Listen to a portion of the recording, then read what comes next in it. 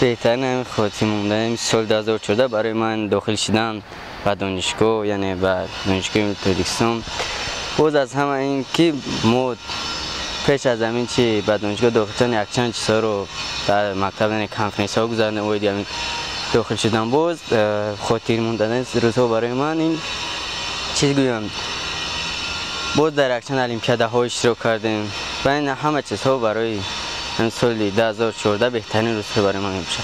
برای من پیش از همین جشنگیری بعضی ایدهای بزرگ بود که مثلا در خاطر ما مونده، از همین گذراندن بعضی چورابینی ها مثلا یک بهره‌ور شدیم. از اون جمله یک چورابینی بزرگی که در دولت ما گذشت، این چورابینی شاست از این دولت های شانگهای گذشت که برای دولت ما یک از این چورابینی ها بسیار برنامه‌های نو در همین رشد اقتصاد و اجتماعی آورد. خاطرمندترین لحظات بسیار رو یکی از این ها آمدن پرزیدنت به مجمع قصر سپورتی در کوچه کرم‌آور بسیار هیجان آور بود. برای همین من فکر کردم که برای من خاطر آورترین هم بوده که لحظات بسیار بود. یکی از این هاست. مرا یک کس $150,000 به کیدت کردگی خاطر به همین موندگی. سال 2014 داخل به دانشگاه ملی فاکولته فارماسیفتی 2014 خاطر مونتاژ بود. در اون است که مثلا دانشجو هستیم، جستجو می‌نماییم، دوره سیاسی سال شده است. هر یک روز ما یک روزی خاطرمون گوییم که یک روزی فراموش نشونده است.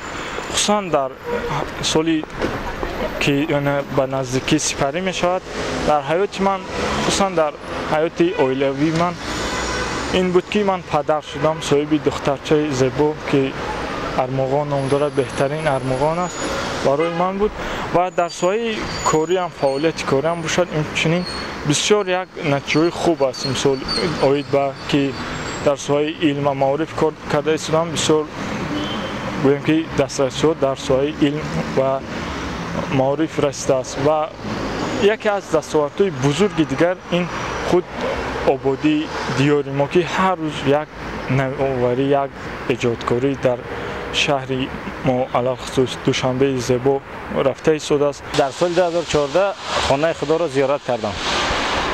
موفقیت های کار ما این اولین، آرامی در جمهوری این دوم و نبیره دور شدم. 2014 برای من پیشروی اول این بود که با کورس یکم دانشگاه گذشتم.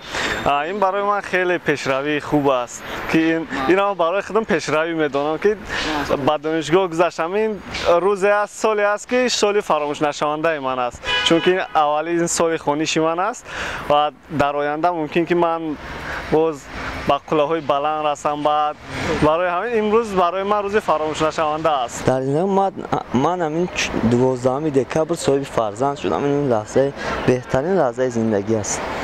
2014 من این سال داخل شدم، برای من همین بود. برای من خاطر فراموش نشوی اقدام پرزیدنت مملکت امامعلی رحمانov که سفر کارشون به ناحیه آمدن، من در مجلس اشتراک داشتم.